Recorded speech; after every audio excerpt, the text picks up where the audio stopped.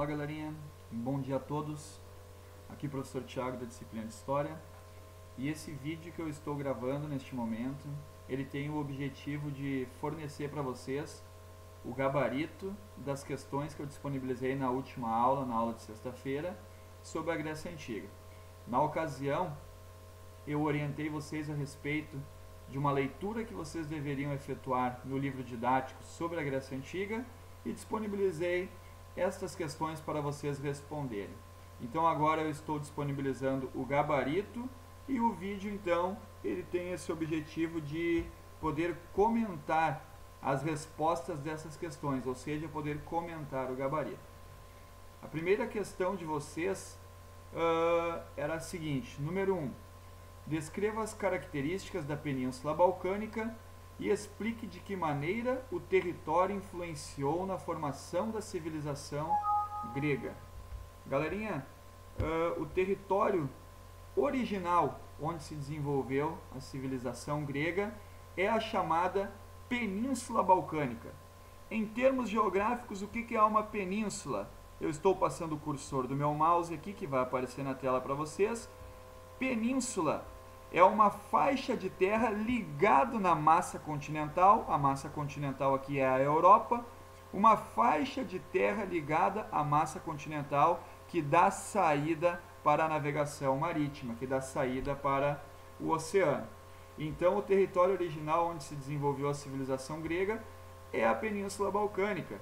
A questão solicitava que vocês descrevessem as características da Península Balcânica. Quais são as particularidades, as características da Península Balcânica? A Península Balcânica é uma região muito montanhosa e, consequentemente, por ser muito montanhosa, ela apresenta pouca quantidade de terras férteis. Notem no mapinha aqui, que está na coluna do meio, esse mapa mostra o relevo da Península Balcânica, já demonstrando, ressaltando esse aspecto montanhoso do relevo. E a terceira imagem aqui mostra essas montanhas predominantes no território onde se desenvolveu a civilização da Grécia Antiga. Então, galerinha, como é muito montanhoso o relevo, isso proporcionou o desenvolvimento e o aparecimento dessas chamadas cidades-estados na Grécia Antiga, ou seja, as polis da Grécia Antiga.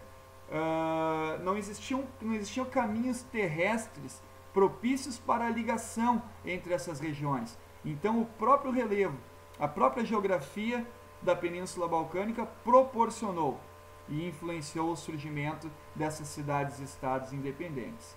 Outro fator importante a ser mencionado é que a pouca quantidade de terras férteis aqui na Península Balcânica influenciou a colonização de outras regiões da chamada Ásia Menor e também regiões que circundam o mar Mediterrâneo. Tá certo? Essa é a questão número 1. O que você tem que colocar ali? Que a Península Balcânica é uma região muito montanhosa e essa característica montanhosa proporcionou o surgimento das cidades-estados. Questão número 2. Como foi possível o surgimento da democracia na Grécia Antiga? Galerinha, a democracia na Grécia Antiga, ela surge através do embate social, através do embate político entre as diferentes classes sociais. Com a formação lá da propriedade privada, que nós vamos ver nas questões posteriores, a desmembração, a desagregação dos gêneros, surgiu as chamadas classes sociais na Grécia Antiga. Quem estava lá no topo da pirâmide das classes sociais na Grécia Antiga eram os chamados eupátridas. Esses eupátridas, eles eram os donos da grande quantidade das terras férteis da Grécia Antiga e também controlavam politicamente a Grécia. Abaixo dos eupátridas surgiu aquela classe social chamada de demiurgos, que eram pessoas que, no contexto do surgimento da propriedade privada, ficaram sem terras. Então se tornaram artesãos ou comerciantes, começaram a ganhar a vida através das atividades comerciais ou confeccionando instrumentos necessários para o dia a dia. Os comerciantes, os artesãos, são os demiurgos. Abaixo dos demiurgos vai ter os georgoi. Os georgoi são os pequenos proprietários de terras. aqueles que, no contexto de surgimento da propriedade privada, ficaram com bem poucas terras e terras ainda inférteis, não eram terras muito produtivas. Então, os demiurgos e os georgoi vão promover na Grécia Antiga uma série de revoltas sociais, tentando estabelecer, tentando se inserir nos rumos, na participação política das decisões que existiam na Grécia Antiga. Estamos falando principalmente em Atenas, galerinha. Então a resposta padronizada para vocês é: através do embate entre a classe social dominante, os eupátridas, e as classes dominadas, os georgoi e os demiurgos, as classes sociais dominadas promoveram uma série de revoltas sociais, até que os eupátridas aos poucos foram empreendendo medidas que ampliassem a participação da população nas decisões políticas. Nesse contexto, os legisladores Drácon, Solon e Clístenes são nomes que merecem destaques nesse processo de formação e desenvolvimento da democracia. Tá certo, galerinha? Por que Drácon, Solon e Clístenes merecem destaque? Pelo seguinte motivo: Drácon é o primeiro legislador pertencente à classe dos eupátridas que vai formular um conjunto de leis para Atenas, leis escritas. Até Drácon se tornar um legislador, as leis na Grécia Antiga elas eram passadas de geração em geração através da oralidade. Drácon é o primeiro legislador que vai confeccionar um corpo de leis de forma escrita.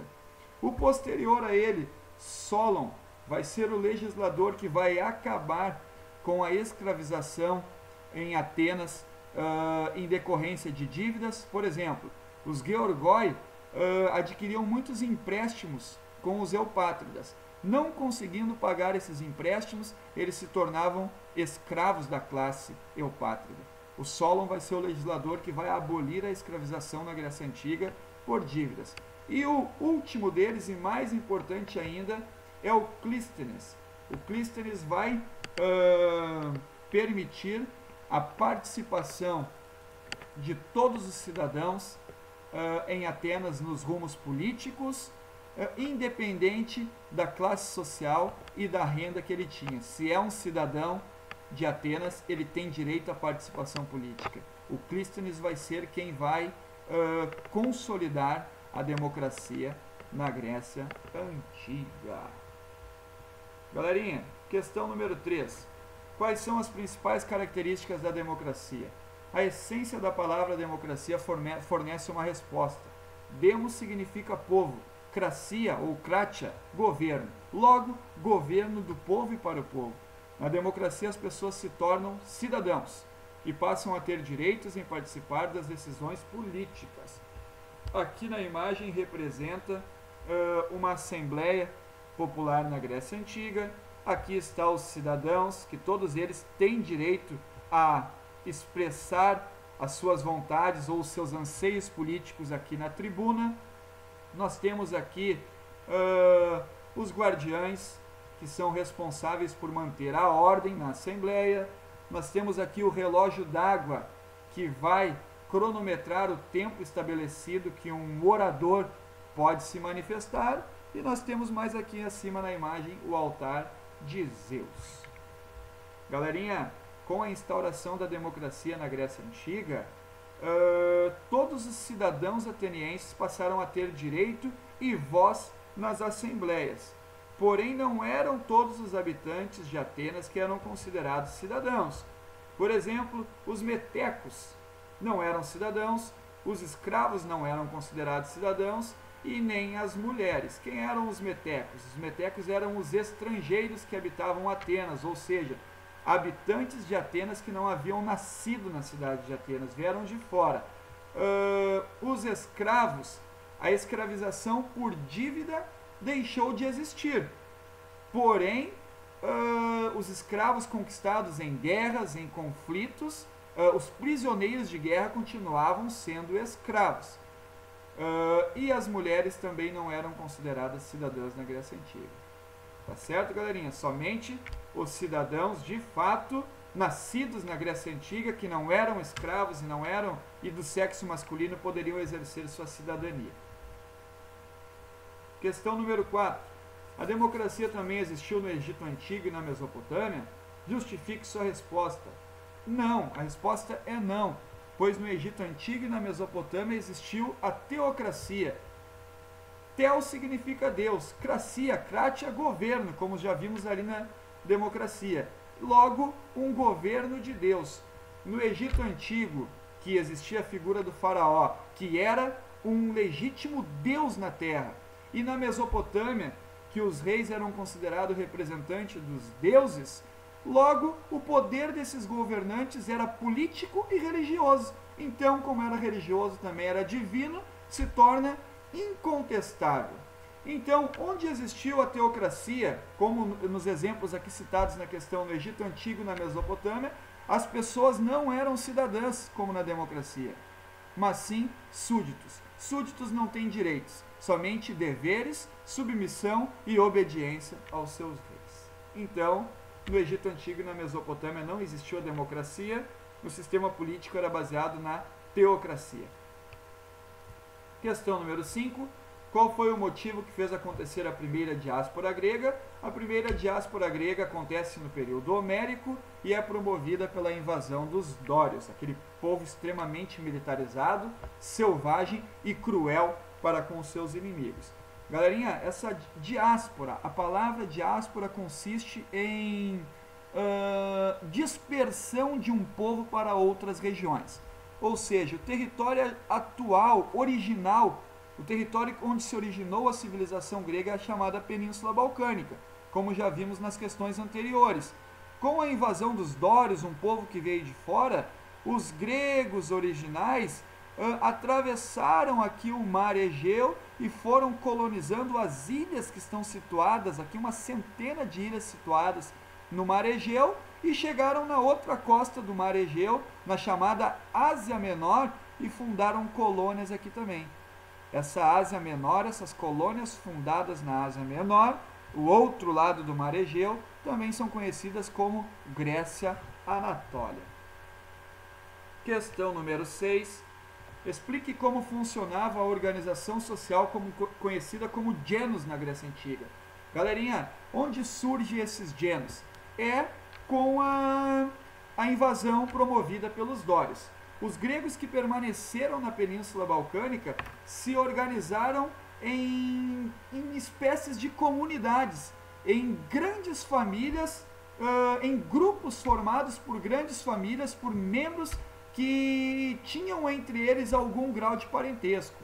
Ou seja, começa com um núcleo familiar ali, pai, mãe, filhos, netos. Daqui a pouco o filho casa com uma mulher, agrega a família da mulher também. Daqui a pouco vem os primos, vem os sobrinhos e por aí afora.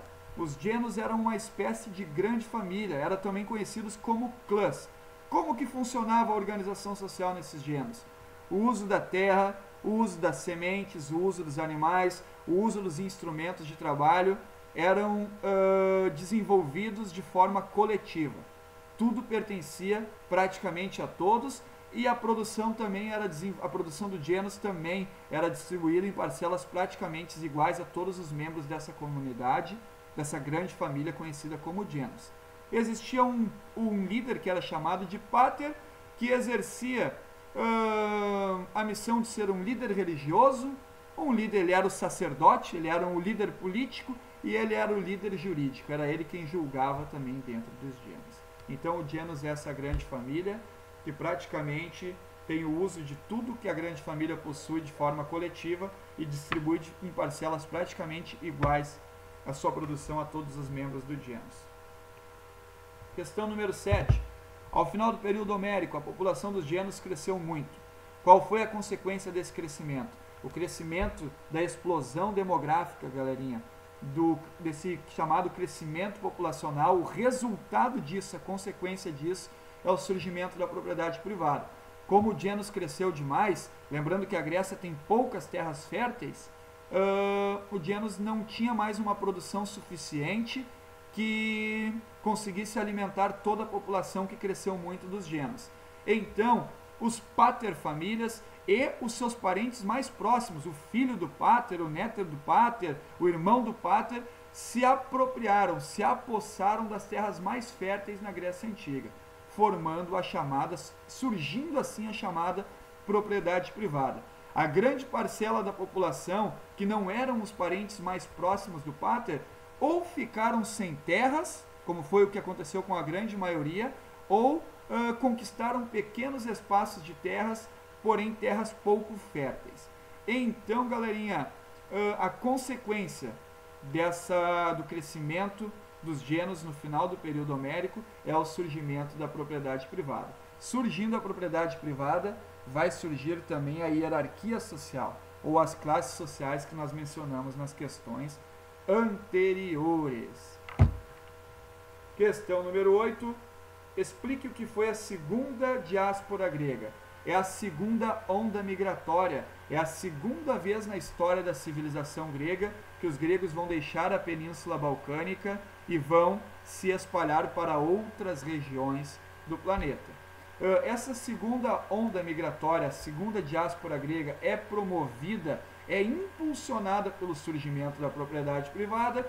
Algumas das pessoas que ficaram sem terras na Península Balcânica decidiram navegar pelos mares que circundam a Península Balcânica e colonizar outras regiões. Então, a segunda onda migratória é impulsionada pelo surgimento da propriedade privada. Muitos gregos abandonaram a Península Balcânica e colonizaram as ilhas vizinhas e regiões distantes, como o norte da África e o sul da Península Itálica. Como podemos visualizar neste último mapa aqui, novamente território original da civilização grega, Península Balcânica. Lá na primeira diáspora, promovida pela invasão dos dóris, eles cruzaram aqui o Mar Egeu e colonizaram a Ásia Menor, a Grécia Anatólia. Agora eles vão colonizar regiões ainda mais distantes na segunda diáspora grega. Por exemplo, o norte do continente africano, o sul da Península Itálica, e vão navegar até a Península Ibérica aqui também. Tá certo, galerinha?